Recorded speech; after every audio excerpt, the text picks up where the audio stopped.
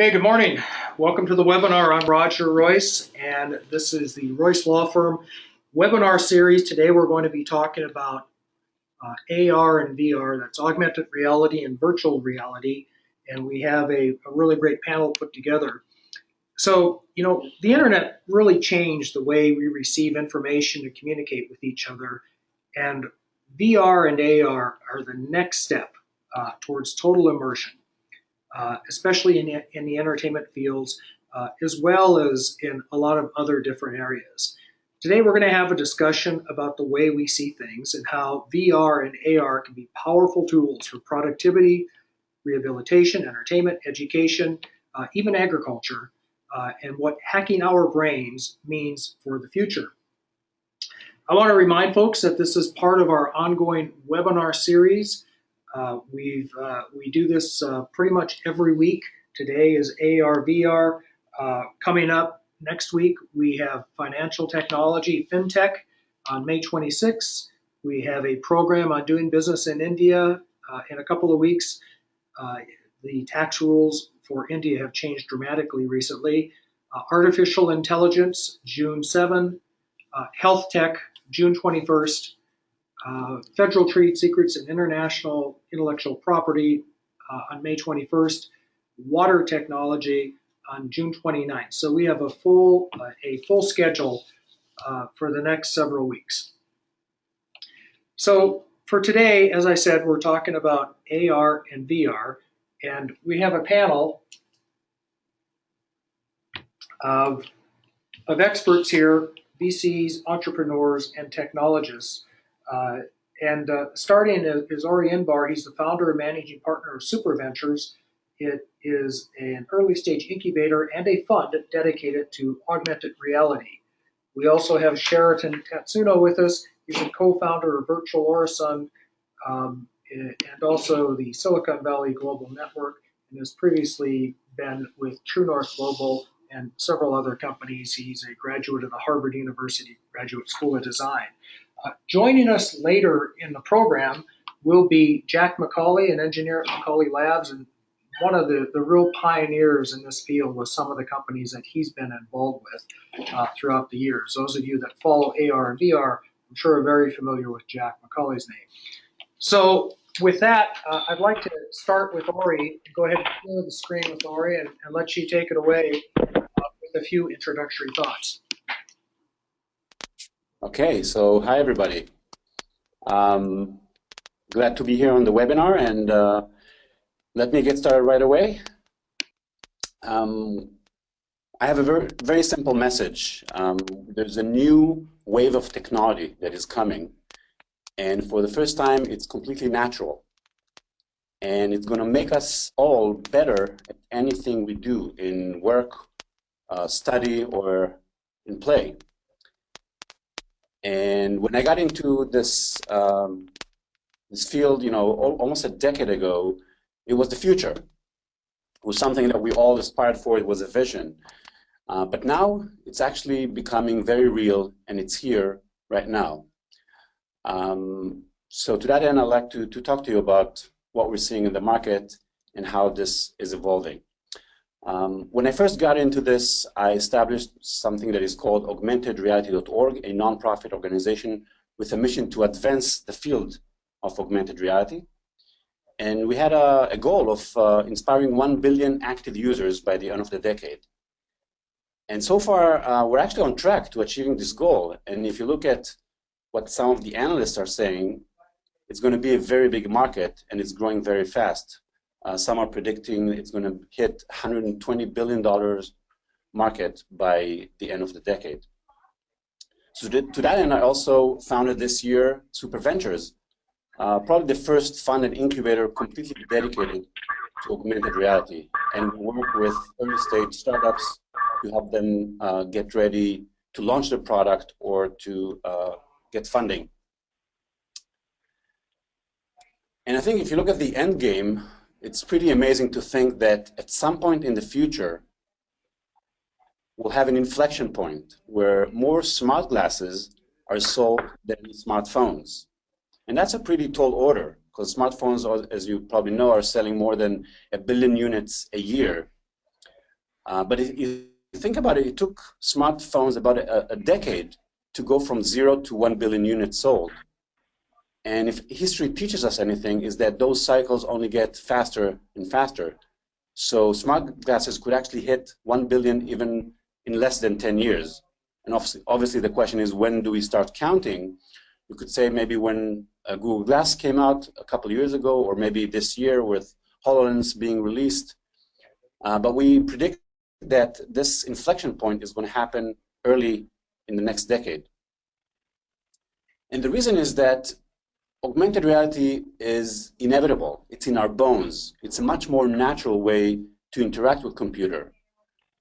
If you look at how we interact in the last 40 years with computer screens, or maybe in the last decade with mobile phones, you can imagine it's not really natural. I mean, hunching down and kind of bumping into things as you walk by with the mobile phone in your hand is not natural. And I think in a few years from now, it's going to look a little awkward because we're all going to be used to interacting directly with the world around us.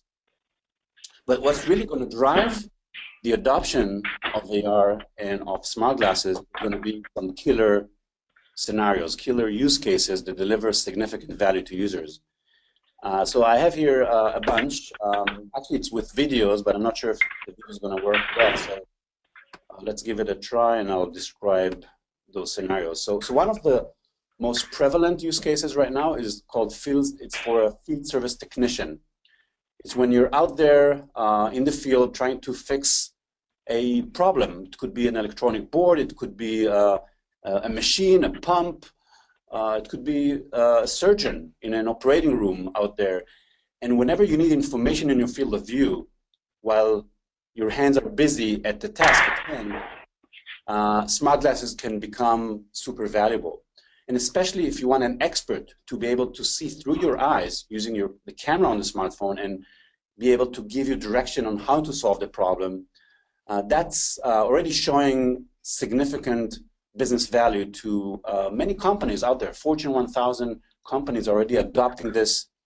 In 2015, we've seen a few pilots with maybe a dozen employees using this, and studies have shown that it's improving productivity by over 20%. It's also increasing safety and accuracy in performing these tasks.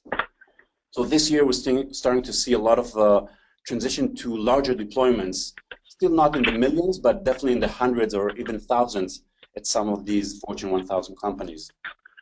Another very popular use case is warehouse order picking in logistics, where we still have humans that do this, that have to go to shelves and pick up products and put it in trays and then bring it back to shipment.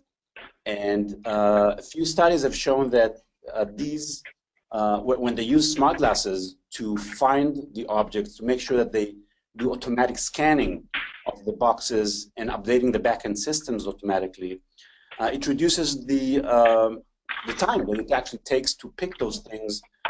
And companies are showing significant savings in time and in money. If you think about superpowers, one of the interesting use cases right now is special smart glasses for nurses.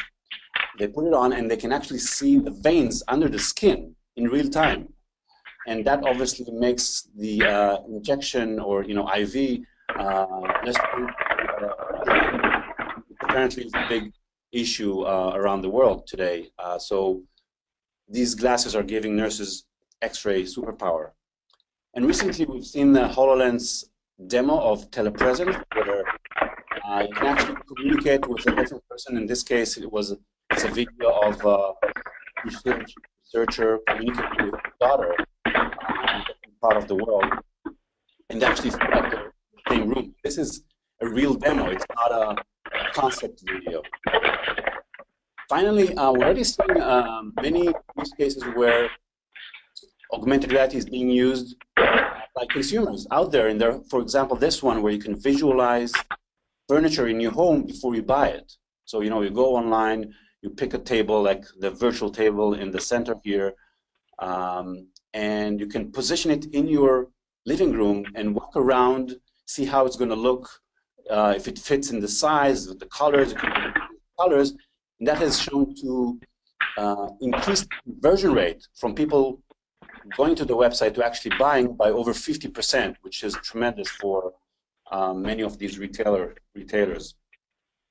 So the try before you buy is actually becoming a great way to use augmented reality today by consumers. And of course, there's Snapchat, which is probably the most commonly used AR application out there, where many kids, millennials, are using it every day to what's known as the filters. It's kind of for entertainment, for playing, but it's actually educating us all about how we can use the camera to look at the world and then augment it with graphics. So these are some of the examples that give superpowers to people out there, and it's already happening now. And I think the main reason that this is going to really be adopted at a faster pace than we've seen before is the statement on the screen. Because it makes us better, whether it's in school or at work or when we play, and you see your friends or your workmates or playmates performing better than you, you're not going to be able to sit out without those glasses, and that's going to accelerate the adoption of those smart glasses. And just a word about smart glasses or AR glasses versus VR glasses. You can look at them as all part of the big continuum of eyewear that is enhancing our vision. Of course, VR is blocking your view from reality and transports you into a different world. It could be a fantasy world, or it could be traveling in a different country where you feel like you're actually there. AR is actually keeps you where you are and only enhances your view with some computer graphics. So that's kind of the distinction between the two. But we see a lot of similarities in the foundation elements, in the hardware, the tools, and many skills required for those two things. And that's why we see a lot of value in actually bringing those two worlds together while emphasizing the different ways in which they're being used today. And here's an example of 12 smart glasses that are actually out there in the market this year. And it's really for the first time in history where we have so many products. Some of them are already version 2 or 3 and are not only concept products as we've seen in the past. Say, Ori, let me interrupt. This is Roger. You might want to advance your slides. I'm advancing on our end. Yeah, the slide. I can't see the slides. Okay. No. How about now? Yeah, Ari, we can see him now. Why don't you go ahead? Okay, sorry about that. We're looking at a some of the glasses out there. Glass, all different kinds of products here. Okay, so also wanted to touch before I kind of conclude is how we predict the adoption of these glasses over the next decade. And you know, in 2014 to 2015, we started to see kind of the first wave of adoption, and about 1 million units of headsets, both AR and VR, were shipped to the market. This year, we're actually expecting it to reach about 10 million, mostly on the VR headset side, mobile headsets, but also many hundreds of thousands of AR headsets. And it's going to reach a sort of a boiling point towards the end of this year, early next year, where we're going to start seeing a lot of mergers, significant investment activity, and that will lead to significant growth with the early majority adopting these glasses in 2017 and 2018. And then at some point it's going to hit the mainstream. It's going to be somewhere around the end of the decade, beginning of the next decade, but probably not as far as some people are thinking at this point. And this major shakeup that is coming is kind of giving us all a sense of urgency, whether you're an investor, an electronics giant, or just a startup developer and kind of looking to jump on this new wave and be part of it. I think the window of opportunity is about 12 months. So if you want to invest, this is really the time, otherwise it's going to be too late. If you want to create content or learn how to be part of it, this is the time to get started, because it's not that easy. The transition from the web to mobile was relatively easy. I think here we need to, because it's a whole new way to interact with the world, it requires a bit more time. So those who jump in first will have a significant advantage in when the next wave is hitting the majority.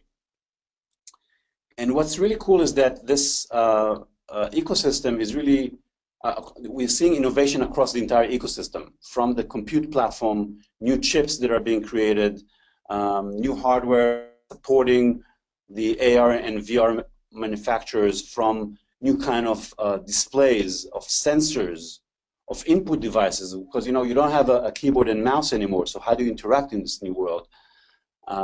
Cameras that allow us to actually understand what's happening around us, depth cameras that can track the world around you and reconstruct it in 3D in real time. All these are kind of a whole new set of hardware components that are necessary to drive this adoption. And then on top of it, a whole set of new tools, SDKs, tracking technologies, new cloud-based services, and of course, building applications on top of it that will eventually hit any single or every single vertical you can think of. So the innovation is happening across the entire ecosystem. Thanks very much for listening. Okay, thanks very much, Ori. Thanks for the presentation. So Sheridan, are you there? My name is Sheridan Tatsuno. I'm in San Francisco, and I'm a serial entrepreneur launching my 10th startup company. It's tentatively called Virtual Oresund. Oresund is the region of Copenhagen, Malmo, and Lund, because my startup company is in Sweden, and I'm here. And our business model is very much like Spotify, where we plan to launch in the Nordic region first to proof of concept, and then bring it to Silicon Valley to go international. What we are doing, actually, the startup is a accident. I was going to do a consulting project with a friend, a Silicon Vikings friend in Stockholm, because Sweden is somewhat like my second home, because I was an associate dean there for 2 years in 2008 and 9, so I have a lot of friends in Sweden. And that project fell through. So he introduced me to his brother in Malmo, Sweden, and he said, "Good luck." And so his brother asked me, "What's hot in Silicon Valley?" I said, "VR." And said, "By the way, we're doing VR. It's in this Karolinska Institute in Stockholm. It's called SCIO VR. If you want to look at the website, it's SCIOVR.com. And what they use VR for is 3 things. One is the operating rooms, because 70% of the errors in operating rooms are due to miscommunications between the doctors and the nurses and lack of access to information. So they're using it to reduce all errors in the operating room. That's 70%. So that's one application. The other one is telehealth. They're testing it using VR and scan-ins for providing medical diagnostics with a nurse in remote villages in northern Sweden. So that's the second. And later they'll be able to do it with Africa and other nations.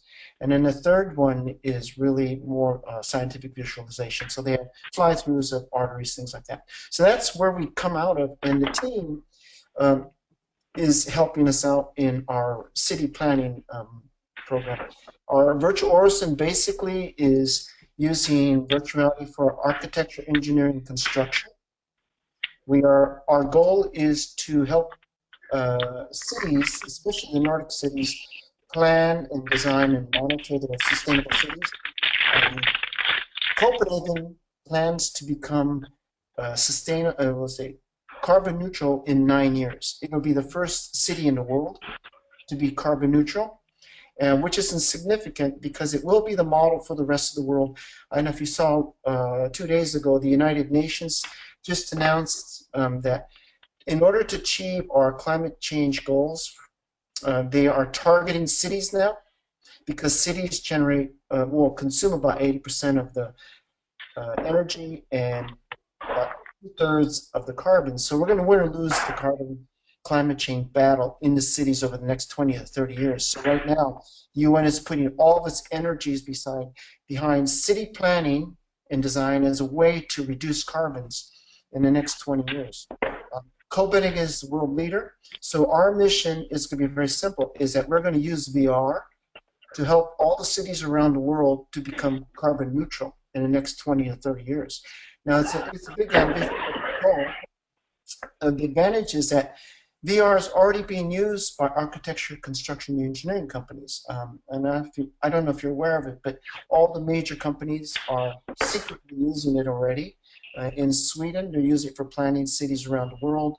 They, instead of flying people around the world, they show people this VR, you walk them through, and you can pull on your Oculus headsets, and you can have people from Rome, London, Russia, anywhere in the world walk into the time. So they're actually using it for customer marketing, walkthroughs, and monitoring as they plan and actually start building it using AR. So what's significant about the AEC industry we call architecture and construction, it's the largest sector in the world. It's about $8.5 trillion a year. So probably about $5 or $6 trillion is being spent every year for building cities. And under the new Paris climate change, all the cities will be mandating sustainable design. In other words, if you're not sustainable, carbon neutral, your projects won't get through. And I don't know if you're familiar with architecture, but for any billion-dollar project, there are probably 20 or 30 architecture and design companies competing. And today, unless you use VR, you will not win because everybody will be using VR to show their projects.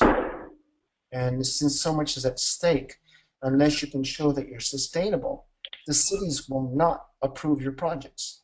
And that's about $5 to $6 trillion a year at stake. So in San Francisco, for example, I already saw VR being used. It was top secret. The Kaiser Hospital is being built. And I just used my Google Cardboard, but the architecture firm, we walked through the Kaiser Hospital, and they had avatars walking through it. And I was pretty impressed by the quality of the production. So they're already using it in the Bay Area.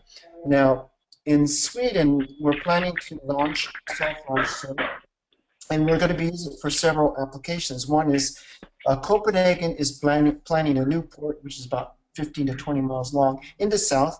So they would like to do the multimodal transportation planning with ships interfacing with trains, shipping, logistics, trucking, highways. So they want to use VR, because they don't have it now, to be able to walk through that part of town so they can see how everything fits together, ensuring that it's also carbon neutral. So one of the things to measure, we're going to have to, we're going to use open APIs for smart data analytics.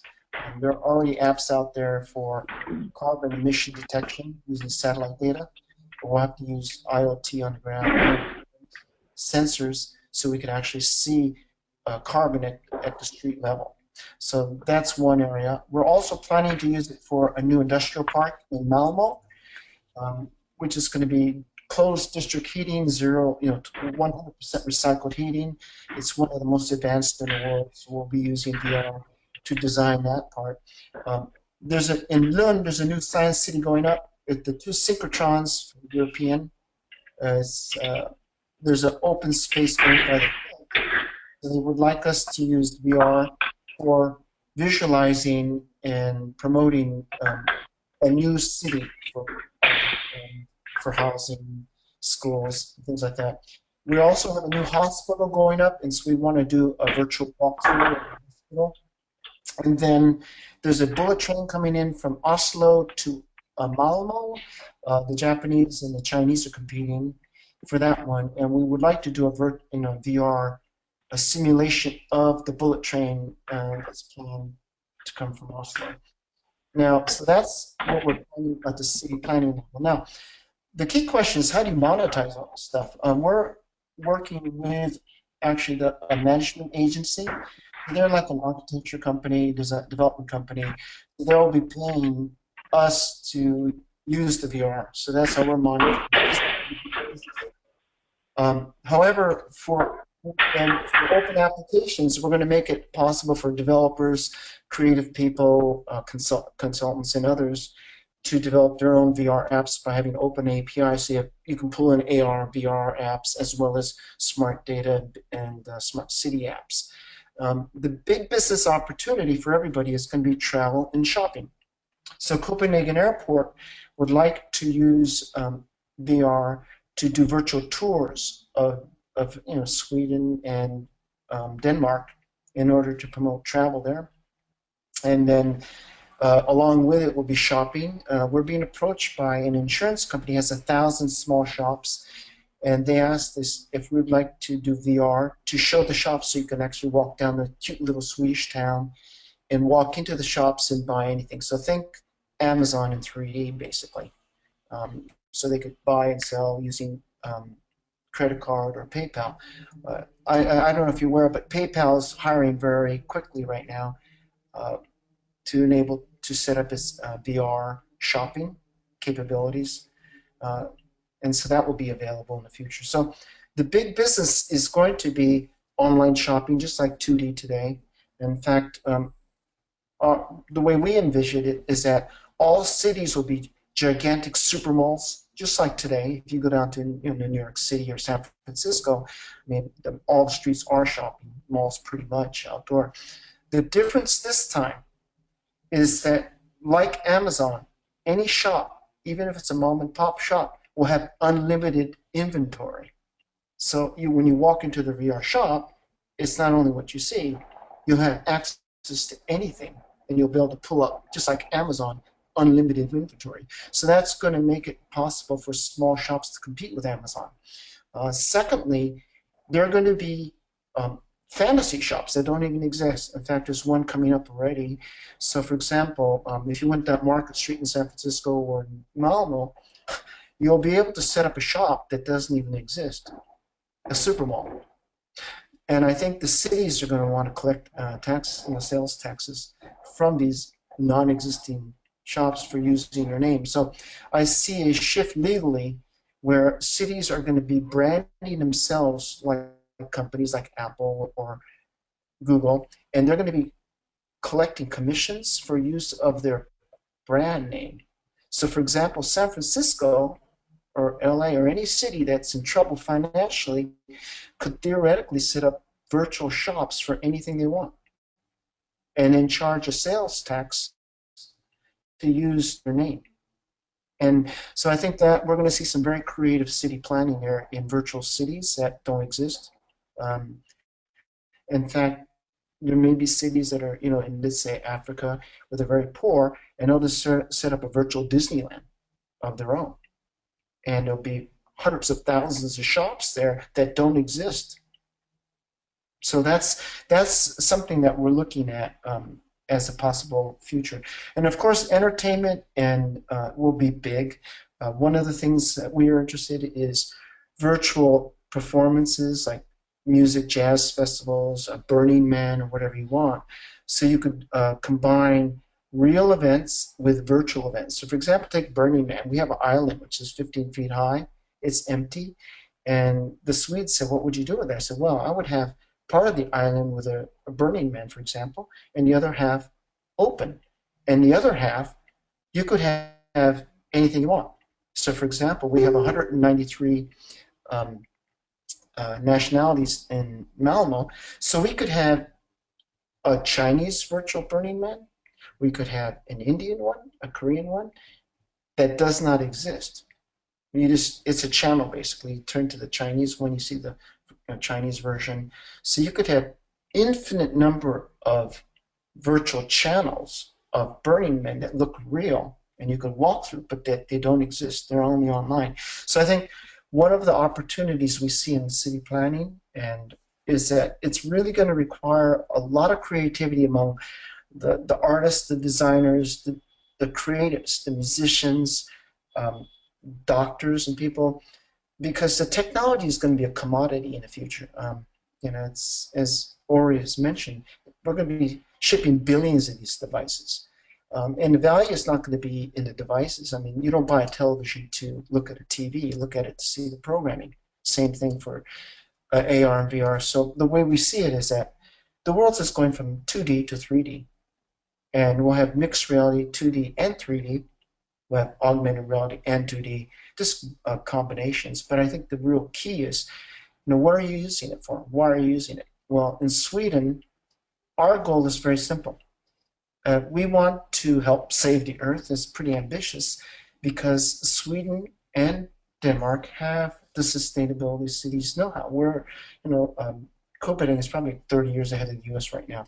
And the only way we're going to stop climate change is by helping our cities become clean and sustainable. And if we don't do it, everything else doesn't matter. We'll burn up the Earth. And so one of the things that we're hoping is that we'd like to position Sweden and the Nordic as kind of like the Silicon Valley of sustainability, and partner with Silicon Valley and the rest of the world, because the Valley has the smart cities technology, the big data, because unless you can measure, you cannot prove anything. And so it's really important that we get the smart cities people, the smart data people, working very closely with the virtual reality people, so that we can begin to measure and prove what we're talking about. As a close, let me give you one example. It doesn't take rocket science to do this. There are two entrepreneurs in Paris. They recently announced an app. It's 2D, and it uses satellite data to show the carbon footprint on the ground over European cities in bright orange. Now, these European cities claim they're clean, but according to the charts that they have, and it's real time, they're very carbon inefficient. So those are very simple apps, and so we really look forward to all these AR and VR apps like this, as well as smart data apps that could be integrated into VR and AR, so you can begin to see what's really happening on the ground, because one of the opportunities is to show how we're addressing climate change, quality of life, in real time using VR and AR. So you can actually see it not only for carbon, but also for healthcare, for entertainment, for travel, anything you want. But anyway, with that, I'd like to thank you for your time. Okay, thanks very much, Sheridan. Really interesting how you've tied these things in. That the idea that we can shop globally anywhere. I hadn't even thought about the tax implications, but that's absolutely right. That throws another big hurdle into the whole state sales tax regime. So, Jack, you joined us a little bit late. I only gave you a brief introduction. Jack McCauley, maybe you could tell us a little bit about who you are and your background, and give us your view on where AR VR has been, where it's come from, and where it's going. Thank you, Roger.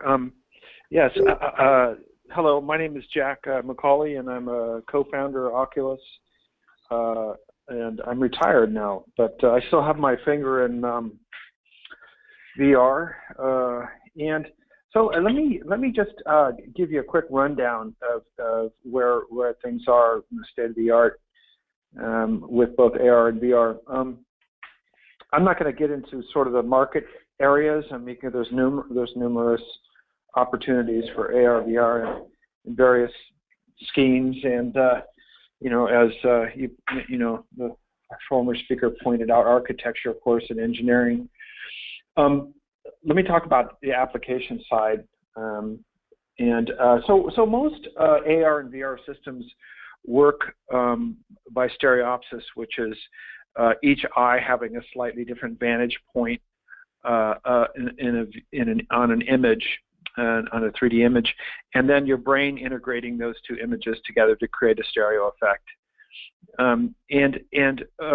So the display technology for that mostly comes from mobile devices, DLP projectors, heads-up display type things.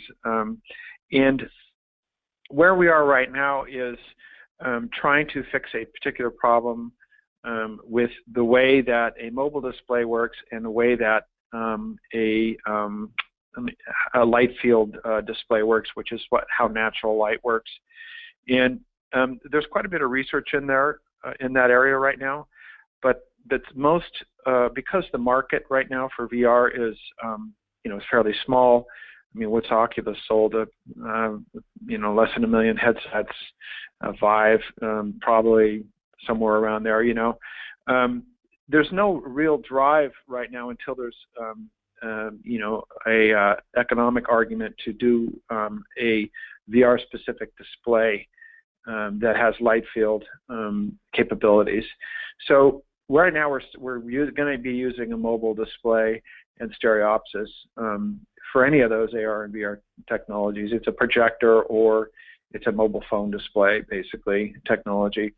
So that's one point I'd like to make, is that until there is a large market for VR software, and any company who's getting into the hardware space for VR right now for hardware alone probably is going to struggle. And without renewable revenue on a product, much like Apple has done or Google Play, it's very difficult. So there just isn't a large number of applications out there right now, even for Oculus or Vive.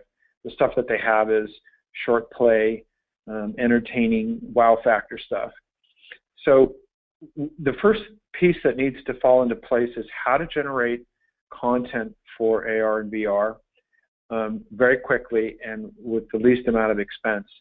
And coming from the gaming world, which is where I spent my entire career, and working in studios, I can tell you exactly how a game is built and made, how much work it is. It depends upon the complexity of the game. But something like Battlefield represents, it started since 2002, it represents a long evolution of technology, particularly in rendering and game engines. And that has evolved over 14 years, and the game engine that runs the game and the artists that write the game. I mean, for working on a game, there's probably about 500 people, various people doing artwork, doing strategy, game strategy, hooks, those kinds of things, and managing the game, storyboarding it. So those kinds of tools are manual tools. I mean, really, very much so. It's all done by hand and played out in different strategies. I mean, when you create a game world, it's basically mapped out by artists. Each feature in each room that you see inside the game is drawn by hand. It's basically done on AutoCAD, and the 3D shape is, and then textured and colored by an artist. So you can imagine how much labor that is. Similarly, creating content for VR has those same sort of issues. And so if you want a major release title in VR, a hit, I'm not saying it's going to be a game, but some, Battlefield or Call of Duty type of content, it represents 14 years of evolution. It's a lot of work. And it's quite frankly, there's just not anything out there right now that's compelling enough to drive display makers to create better displays. And so that's a big limitation right now. On the issue of one of the problems with VR is maintaining accurate head position in a 3D world. Now, both Oculus and Vive have done a satisfactory job of that. And without accurate head position in a 3D world, you will get sick. And so they've put both those companies have put a lot of effort in with varying degrees of success into tracking the head position. So I mentioned the display part, I mentioned the content part, and I mentioned the head tracking. Of those three, the tracking is the furthest along, in my estimation. I mean, Oculus is doing it with a camera, Vive uses another technology to do it, but they're pretty high resolution, and they've eliminated a lot of those vestibular issues and nausea issues if they can control the content and control the world they're playing in. And then there is SLAM, which is basically what's used on HoloLens. And what SLAM is it's feature recognition.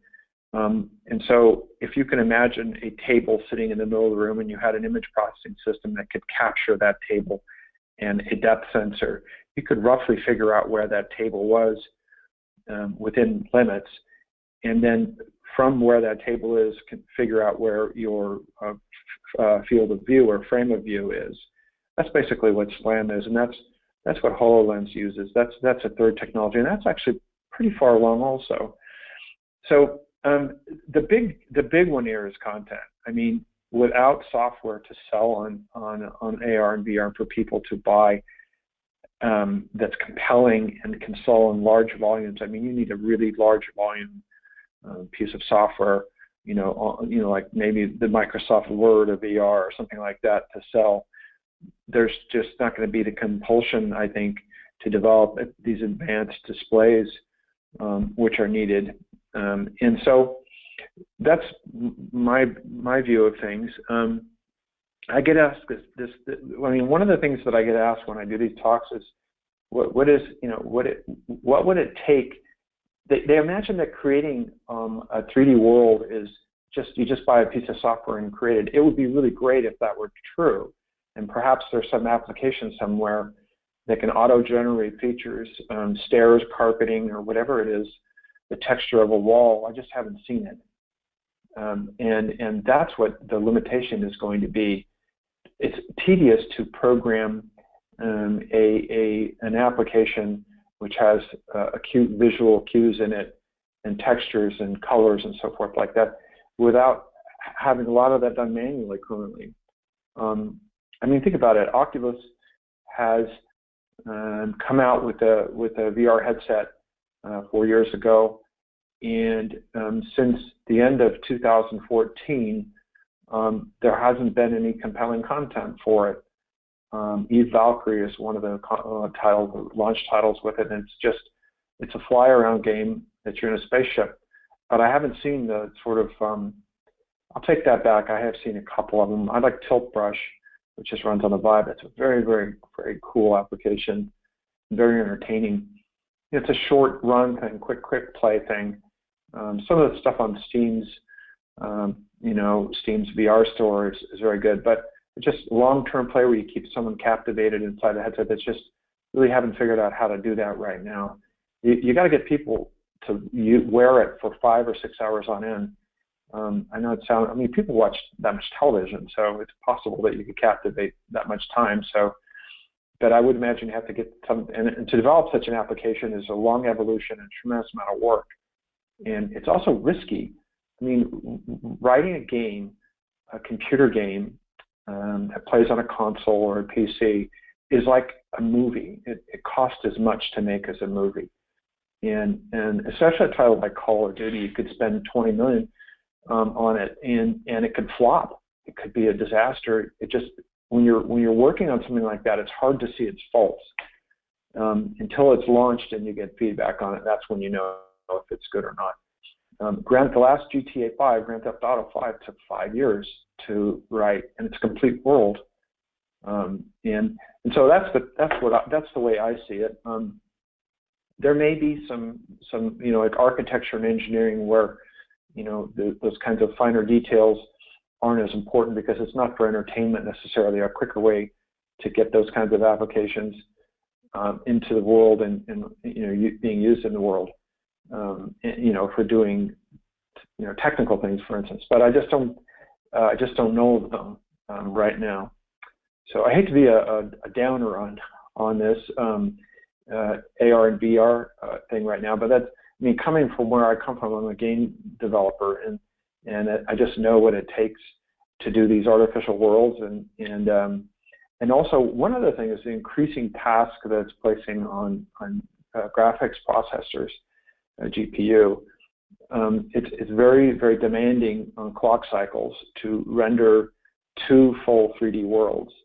Granted, they're half the resolution each of a single mono image, but it takes a lot of graphics processing power. It may be that we need to rethink how that's done, because all of it's based on OpenGL or Direct 3D, one of those 2 engines for PCs. that we may need to rethink the way the software interacts with the hardware. And I just don't know if anyone's done any work there. I know they have, but I just don't know how far along it is. Thank you. Okay, well, thanks very much, Jack. As I listen to this, I guess I'm getting two things. One is there seems to be a tremendous amount of opportunity and applications. I mean, we've heard Ori talked a little bit about some of the medical applications. Sheridan talked about the smart city applications. I've talked to other people about the agricultural applications. And I guess I put it out to the panel, maybe to Ori, to maybe address where you think and what I hear from you, Jack, is that there are some real technical challenges here that are yet to be resolved. And a problem to me is really an opportunity. So I'd like to put it out to our panel is where do you think the big strides and the big advances are going to be in this space in the short term and in the long term? Well, Roger, thank you. I think what I was saying is that if you don't have the compelling economic argument for developers spending the money on a large application for VR. Sorry about it. I think I heard an echo there. Are you guys getting an echo from me? Nope, no echo on our side. Okay.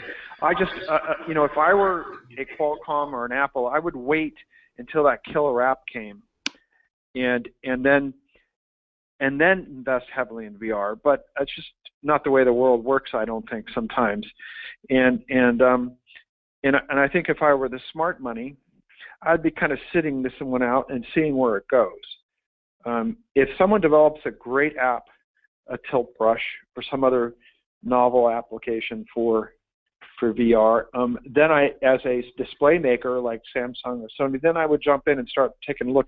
I don't know what Samsung and Sony are doing, but it's a huge investment to set up a display line. It's about $100 million to set up a panel line. It's very high cost and high risk. So if I were them, I would be sitting that out. I think that's the challenge, is that the content isn't there yet. It's not the hardware per se, and I don't think that the technical challenges are all that deep, the hardware technical challenges. I think the software side is challenging. The GPUs, as I mentioned, how to get out of a mobile GPU the same performance you're currently getting out of an overclocked NVIDIA 1070. How do you do that? You make multiple copies of them? I don't know. It may be that we have to do, like I said, we have to change the way the software interacts with the hardware. So that's what I'm saying.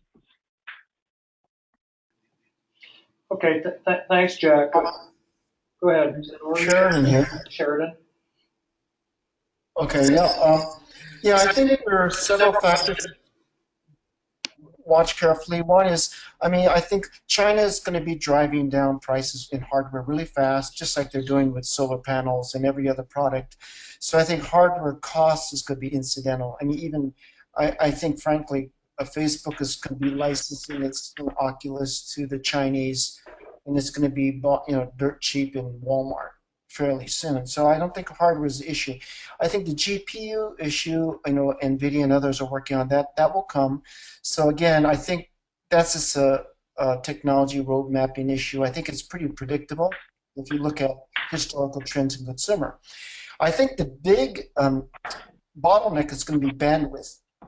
And it's just like, initially the phones and the internet in the beginning, is we wanted to do all these cool things with video and all, but we couldn't because we didn't have the bandwidth. So I think the big opportunity space, and also the bottleneck right now, is for all the carriers and then Wi-Fi suppliers to offer a 5G level bandwidth. Otherwise, we can't do very much, and it's going to take forever.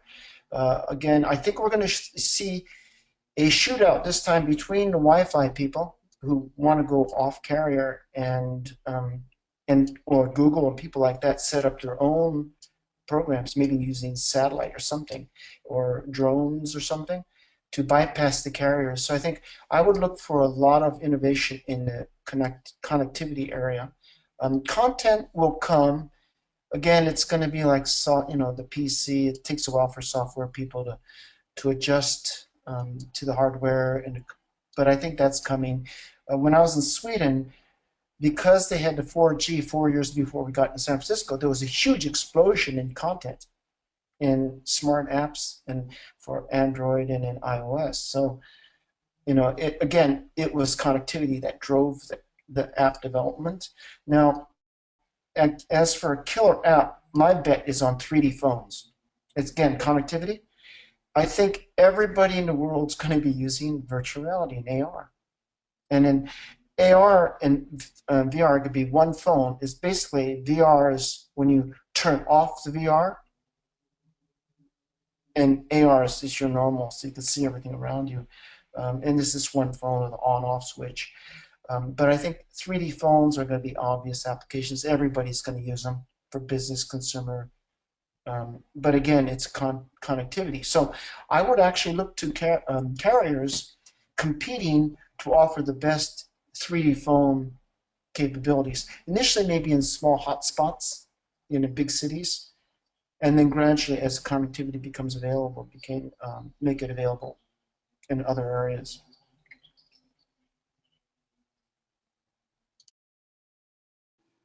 Okay, thanks very much, Sheridan. Ori, we've got just a few minutes left, so I'm going to give you the last word on this. Where are you placing your bets as a fund and as an accelerator in the AR, VR world? Well, we are looking across the entire ecosystem, and we believe that the opportunities are, from the compute platform, from hardware all the way to software tools, technologies that allow us to map the world around us in 3D, or what we call 3D-fying the world, and then also in applications. So it's kind of across the board. We're looking for those who have spent a lot of time actually trying to solve these problems, because it's very different than anything we've done before, especially in the sense of that it's a whole new kind of interaction. You're not in front of a screen with a keyboard and mouse, and you're not even doing touching, swiping, and zooming in. You actually you want to have a natural interaction, and that's I think those who will actually be able to solve these issues, whether it's from a hardware perspective, rings, bracelets, wearable devices, gaze tracking, all sorts of new ways to interact with the world in a natural way, are really going to determine how this new wave of technology is being adopted. But again, it's those who have been sometimes banging their head against those challenges for years, sometimes a decade or two, and are now finally getting to a point where the market is happening. And so those who have spent the time have, I think, a great chance to actually succeed in there. And that's also true for content creation, which I totally agree with Jack that this is kind of a big area that is required to really drive the adoption. And it's not an easy transition from past types of computing technologies. So I really have to think about what it means to have an interaction, especially with AR, when it's interacting with the real world. What does that mean, and how do you create the content for that in a way that, on one hand, doesn't distract you from the world, on the other hand, really delivers additional value. So again, kind of looking at the entire ecosystem and looking for those who are leading the way. In general, we invest in very early stage, so in many cases early money. First money in. But again, whoever is kind of showing promise to really be a game changer in this new wave is where we're putting our money.